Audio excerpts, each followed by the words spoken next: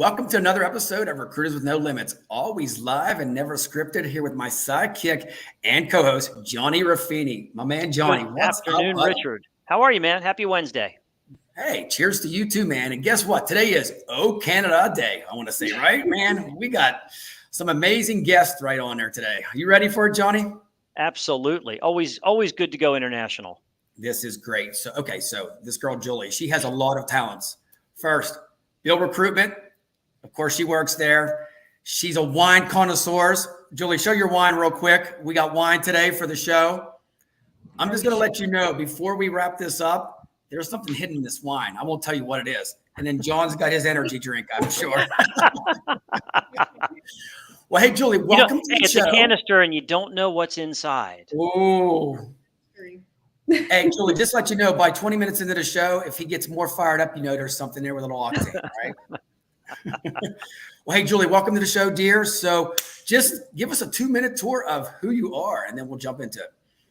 Sure. Well, thank you so much, Richard and John, for having me on the show today. Really excited. Don't do a lot of podcasts, so this is great and a lot of fun. Definitely been in the construction industry for a very long time, my entire career. Fell into recruiting like most of us do. It's a little progression, right? You start somewhere, and I was always indirectly doing recruiting in the background, and then it was my favorite piece of what I did. So I decided to just branch off, just do recruiting, work with many companies on the agency side. I was in-house for many, many years. I worked for very large GCs and wanted to go agency, wanted to work with a plethora of companies, wanted to be with everyone, right? Rather than just one. So it's been a lot of fun and loving it. Been growing the team like crazy at Build Recruitment. Started with 6 of us. Now we're over 30. So wow. We're very busy, and we go Canada wide, and the volume, it's just very large, and we work with some amazing companies. So yeah. What roles do you specialize in, or do you run the gamut, Julie? What are some examples of some searches that you typically would be working on? Yeah, so we go across the spectrum. So we work in all sectors of construction. So we do ICI, development, civil construction, you name it. We do some engineering and design as well. And we go from your admin to your CEO. Primarily, though, in our space, we're estimators, PMs, site supers, that type of position. That's really like the bread and butter, you would call it. That's really where we're sourcing the most and where the placements mainly come from. But yeah, we do all types of roles in the industry. So I love it. Okay, Julie, so let's go step back a quick second. So what made you and your team go into this, seriously, yourself? You just don't say, I'm going to start a staffing firm for construction. So how did the framework start? So there's several of us that are industry vets, let's say, right? So that's all we know. For me specifically, all I've done is construction. All I know is construction. All I want to do is construction. That's really my language, right? So I think it's extremely important, especially in recruitment, to be an expert in your field, to really know what you're talking about, to speak the language, to, like, for some of us that have come from construction, we've walked in the shoes, like we've been in the offices, we've grinded, we're there 6 a.m. to 6 p.m. Like we've done it, right? So we really understand that and we can speak to that, right? So I think that's extremely important, is understanding what you're doing, the functions of the position, and how you're going to be successful, right? So if I have a candidate that's a project coordinator, I can guide them how to be successfully move into a PM, director, VP, right? It's all the steps. So I think having that knowledge and background is very, very important. Or if you're new, learning all that you can. Makes a huge difference, because you're able to then go in and talk the talk because you've walked the walk. And that's got to break down a lot of barriers of resistance for those that might be going in there that don't understand the business. It's got to give you a leg up, I would think, and help you build solid relationships. Yeah, it provides instant credibility as well, right? And that's what I know some of my clients, they love that I've been in construction, I understand it. Like I've walked in the shoes, let's say, right? So it's better. It's like, oh, wow, you've done this, you get it, right? You're not just like trying to piece things together and get a fee. Like you actually care and you understand it. So it's very important. And what I love, John, that she said off camera was that these clients never leave her. Am I right? Oh, you cut out there. A minute. Uh-oh. There we go. You're back. But about your clients, I was saying real quick is your clients never leave you. I mean, you guys are part of a construction family. Exactly. Some of my clients I've had from day one to now, and that's really what we were touching on, building relationships. You're building the relationships by providing good business, by providing solutions, by connecting the right dots and giving them what they're looking for, right? Like, yeah, we can go out, have a glass of wine, have fun, chit chat, all of that, but you need to provide the solution and be on their team. And that's really what I like to do too, right? I'm on your team. I'm your brand ambassador. I'm waving the flag. I'm your cheerleader. Like, I want people to join because I believe in the company too, right? So if you don't care and you don't believe in the company and what they're doing, then I don't think you're going to do that great of a job if you're recruiting for them. What I loved about what you just said, and any recruiter listening should take note of, is you mentioned, you become a brand ambassador. As a recruiter, if you're really working with and for a company, you should know their business as well as they do because you become an extension of them. And I also love that you said you provide solutions based on what they need. And again, it's not about what I can sell you, it's about what solution can I provide you. So you're hitting on all cylinders there, doing it all right. That's awesome. 100%. She's representing. She's not recruiting. She's representing the candidate, with the client, man. I love that. Exactly. And you're keeping an eye out as well, right? There may not be a specific requirement or role open, but I see a candidate and I say, hey, they would be amazing for this company. I got to put them in front of them. And the clients appreciate that. They want to see who's on the market. They want to see who's out there, right? So even if you're not looking right now or later, or you just want to have a chat, like, I'm open to it. I may have something for you, right? So it's good to have those relationships. And you know what else, John? You ready for this? Ask her about job boards. Julie, tell me about job boards. You don't even use them that much. Am I right? What are your thoughts on job boards, Julie? Okay, so I personally, since I left HR, I haven't been on a job board at all. I don't use JobBank, Indeed, Monster, which Richard mentioned. I didn't even know they're operating anymore. Sorry. They're still around. I don't use them. We just don't. Like, we do headhunting at its core, right? We are organically, we're targeting, we're searching, we're identifying the right people for our requirements, right? We're not putting up a post hoping a whole bunch of resumes come in and one works, right? We've all been there. You get 200 resumes, maybe you want to meet one person, right? So that's really where we come in, where our value add comes in, is that we're searching, we're looking, even LinkedIn. We use LinkedIn, yes, but we also use ZoomInfo. We're not afraid to approach people. So I think that really sets You're actually recruiting. What a concept. Exactly. I know. We are traditionally headhunting, and we gather about 100 to 150 organic resumes a week. Outstanding. Which is amazing. Yeah. Julie, can you say that again to all the recruiters out there? You don't have to use a job board. Can you say that one more time? You don't have to. If you're passionate, if you're on a good path, like if you have your requirements, you're ready, you find one person, then you spin the web from there, right? It all trickles around and you go on a little mission, and it's fun. And right? I think, the folks that call themselves recruiters today, it's a lazier bunch of recruiters, just to be frank. I mean, they don't want to actually do the work. And when I talk to people and they're like, oh yeah, posting out, I'm like, that's not recruiting. I'm like, that's, your clients can do that. You've got to do something that your clients can't. You've got to find the talent that your clients can't. And that's, to your point, Julie, that's headhunting. And that's the industry that we all love.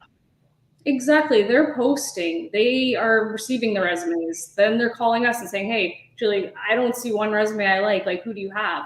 And then we instantly, within 48 to 72 hours, we like to have candidates in front of our clients. And even a minute later, I usually have someone spinning in my mind. As soon as the client's describing, I need a PM with this, I go, just talk to a guy. I'll call him right now.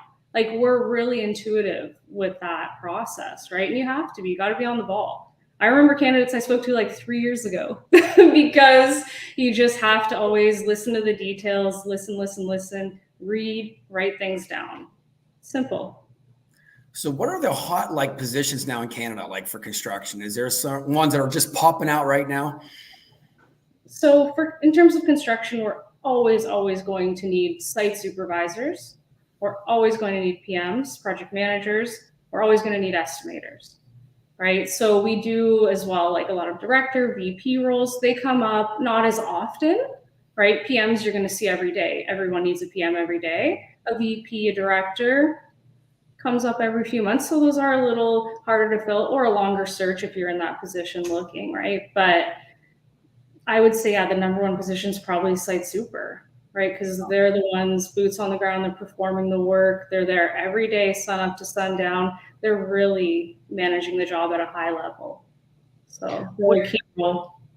I imagine with construction, again, a lot of capital investment dictates whether or not you're thriving or not, because of the construction that goes underway. Tell us a little bit. What are you seeing across Canada from an economic perspective right now? What are the trends going on, and how is it impacting your business? Yeah, so it depends on the sector where the funding's coming from, right? So let's say we have a large civil or infrastructure project, which we have many going on right now in rail. We have a lot of LRT rail coming through, Toronto, GTA, Ottawa, and that's going to be a lot of government funding. It's going to be private funding, like larger GCs that have the capital, that have the bonding capacity. They're going to be taking on those jobs. So those are more full steam ahead. It's there. In terms of development, high rise, right? We see a lot of that. There's an insane amount of high rise and development going on in the GTA right now. And with that, we do need to see funding from investors, right? We need to see people purchasing units. We need to see people investing their capital in so that the build can happen. So I believe to start building, you need at least 65, 70% sold, right? Gotcha. So that will dictate the staffing requirements, right? So if I'm working with a developer and they have a tower coming up and they're not quite sold, they can't really staff that yet. Or they'll say, I need someone in spring, we'll be sold by then. So queue some people up, start looking, right? So we can anticipate it in that way in terms of sales. Makes sense. So yeah. Okay, Julie, you ready for a question here? So sure. Construction companies require drug screen and background or based on experience? Some do, some don't. We have some clients that do the background checks. Typically in Canada and Toronto, we don't see a lot of drug and alcohol or whatever screenings. We do see background checks, vehicle, criminal, yes. Drug, sometimes. It's the same here in the States too, with what I deal with in construction. Basically, marijuana pretty much out the door, doesn't matter as long as you don't smoke it when you're on, working. And if you get hurt, we always tell them, you get hurt, you know what happens. You have to go get drug tested within 24 hours, so you can't get no benefits or nothing like that. So we keep it real with them. But yeah, at the end of the day, it's like, we don't, unless they're driving a vehicle, like you said, when they're driving a vehicle, yeah, you got to go through the background check, DMV, all that good stuff. Yeah, it's a company vehicle. Absolutely. And it's got to be, it's company and industry vertical specific, obviously. I know in healthcare, we're still doing background and drug testing, even if it's legal in the state that the clinician is operating in. It doesn't matter. Right. So Julie, how is the construction industry in Canada right now since post-pandemic? Let's talk about that. How is it? Is it booming? It's booming. I love that word. It's booming. We're definitely on the up and up for sure. We were extremely fortunate through COVID. We were one of the industries that never shut down. We never stopped. We had some job sites that closed down or that shut, more so on the interior side, right? GCs performing interior work, it was a little bit tough logistically if the offices were closed or things like that. But anything exterior, we just were full steam ahead. We were very fortunate through COVID. We got through it very well. We were still making a lot of placements. We were still busy. We obviously saw a ton of layoffs, and we were just trying to help people as much as we could and just kind of every day, one day at a time, right? And just move through it. But yeah, we were okay. We were very fortunate in that regard. Now, are you a native Canada, like born and bred, or did you move there? What brought you to, what area of Canada are you based out of? Yeah, I was born in Toronto and came back here to start my career. Grew up a little bit north of the city and then came back here to start my career. And yeah, I'm a Toronto girl. That's it. Okay, That's so awesome. are you a hockey fan? You have to be a hockey fan, right? Not really. Ooh, ouch! Any Canadians out there? Shh, you didn't hear that. So I'll say this: I'm not like a watch on TV sports person, but if I'm there, I love it. I love going to games. I love the live sports, but to just watch it on the TV, it just doesn't excite me. I don't have that sports vision. Live hockey is some of the best live sports that you can attend for sure. 100%. Yeah. Yep. And then, you know, being from Pittsburgh, Mario Lemieux and Sidney Crosby, Canadians. I mean, come on. Keeps, man. I mean, our city loves both of them guys, man. Yeah, Sidney Crosby. So how long has he been? That was so long ago. He went to Pittsburgh, right? He's been there for Been there a while. Oh my, he's 36 years old and he was there when he's 18. So yeah, so Sid the Kid. Wow. Yeah. So 18 years. I could do quick you know math. what, I'm going to tell you straight up about this kid. He gives so much back to community in Pittsburgh. Children's Hospital, everything. The dude's doing all kind of stuff. I mean, I hear even he does stuff in Canada in his hometown. So he's a class act, 100%. Yeah, small town guy. Yep. All right, we have another question here. You ready for this? Boy, Julia. Okay. Here we go. Last question. Workers' comp is high in the States here. Markup percentage is high, 55 to 60% for construction. Is Canada the same? Mr. Dave Wilson. So workers' comp. So we have EI, which is employment insurance. So I guess if we're comparing it to workers' comp, it would be around 60% of your wage. If you have to be laid off, let's say, either if it's like an injury, let's say that's something separate. But yeah, if you're laid off or if there's a shortage of work or if you go on maternal leave or paternal leave, it's 60% of your wage. Oh, wow. And then there's also things that you have to do in between, right? You have to be either applying for jobs, you have to be returning to your position. So there's stipulations, but yeah, it's 60% of the Nothing wage. like the United States there, right? Our unemployment's like everybody can get on it if you break a nail, you're on it after you quit your job. So it's being up in Canada there for the conference. I realized your stipulations are, you can't get unemployment unless you're really down and out. It's not just like we're just going to give you free money. There's little investigations, let's say, right? A lot of paperwork, things like that. We have a Ministry of Labor as well that governs those types of things also. So do you run across that a lot with you recruiting? Do you run across a lot of, stuff like that, injuries and stuff like that, or you guys have been pretty lucky?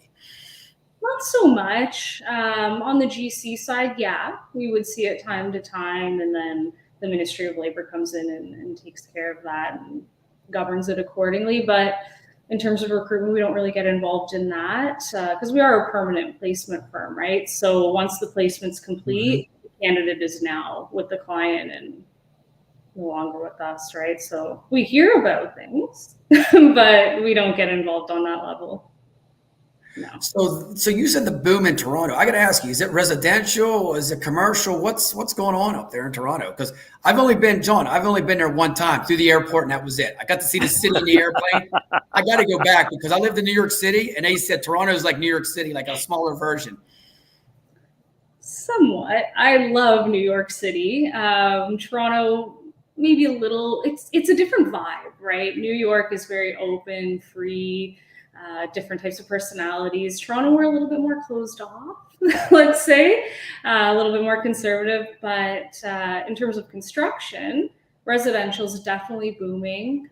But we do have some very large ICI projects, a lot of civil projects. So maybe residential in terms of high rise. I think we have like over 60 cranes downtown. Wow. So it's, I would say. I am consistently amazed at all the high-rise construction, different, a lot of apartments in every city I travel to, and they all get filled up. Yeah. It's like, they keep building, but they keep filling them. Here's the key, guys. Everybody's renting right now, pretty much, or they're buying pretty much an apartment. Nobody wants that. Like my parents have 10 acres of land. Nobody wants to cut grass all the time, all day. They want that nice city living, I think, out your balcony and enjoy life. Yeah, especially in the downtown core of Toronto. Like if you're living and working downtown, you want to be in a condo. And really it's high density anyway. There isn't a lot of single family home right in the core, right? So you're kind of have to be in a condo. Yeah, definitely different with city living. What do you see, Julie, moving forward? It's booming now, but what are some things that are threats to you and your business? What could derail it potentially? That's a good question because we feel like, if we got through COVID, everything was still moving along. I think if the rates keep going up the way that they are, which today we had a rate announcement, it's staying where it is, which is great. So I think if the rates keep going up, that's going to really stall some projects. And we're already seeing that, right? So it's, again, like ties back into the sales. So if we see that, or if we see maybe the decline in projects, or if there's not enough coming out or not enough funding, then we may see a slowdown, but I feel like construction is very consistent. Good. It is. It always has been. So I got to ask you, Julie, so are you recruiting in the States too? Like, do you have people from the States that are actually going up here and working in Canada?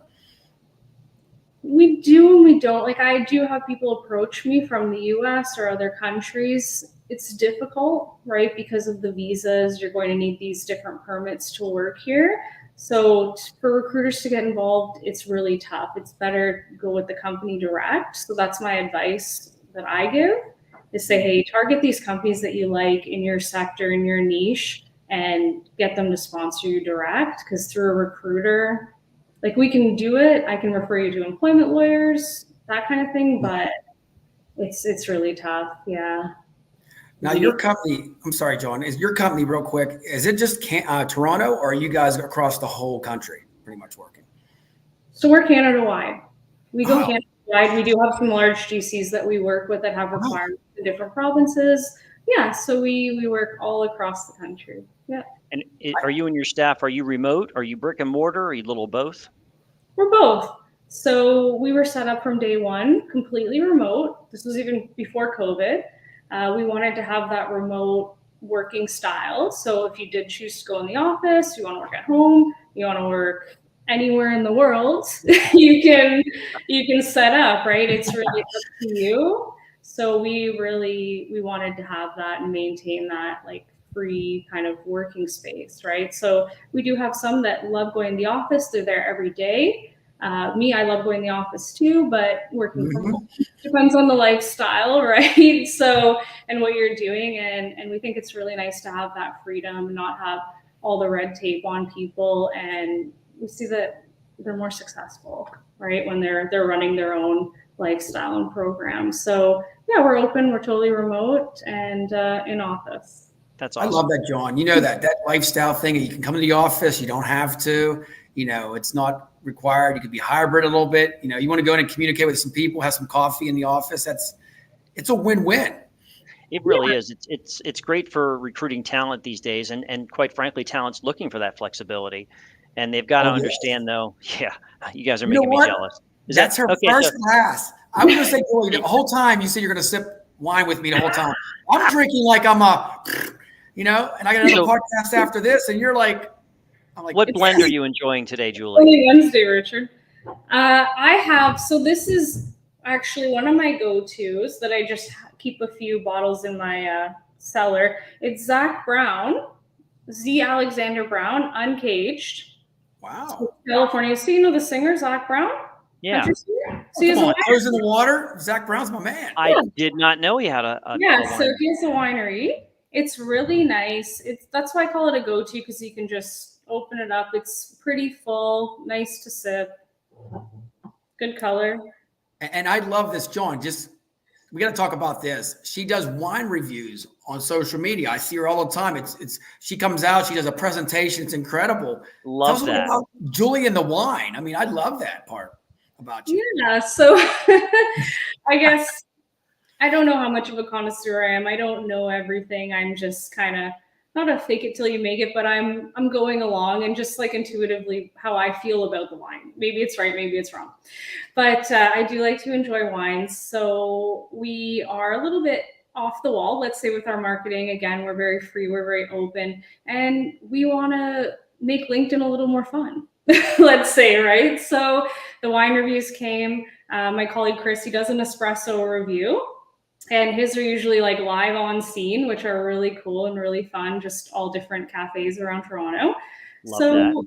yeah, we do that. We post all sorts of like funny memes and things like that, and we do the wine reviews, just something a little bit more interesting, right? And sets you apart a little bit, gives you an identity, a brand, and people really like it. So I'll keep doing it, and it's just something fun, right? It's kind of marketing.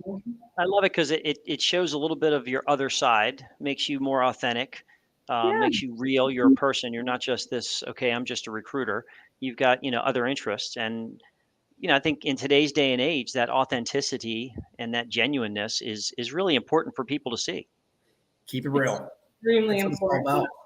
Well, I got to tell you, John, you got to see her reviews or whatever it is. It's amazing. The shark gives you two thumbs up. It's I don't know how long you take if you do it one cut or two cuts, but it's like she comes around the kitchen, she just pulls the bottle. I'm like, and this is something that should be like a Kardashian wine. Seriously, all joking aside. It's like, no, you produce it so quick and good. I've got to check that out. One take, John. You like that? One take. I love that. Absolutely love that. Now, I got to ask you, Julie, before you go live on that, do you actually drink a bottle before?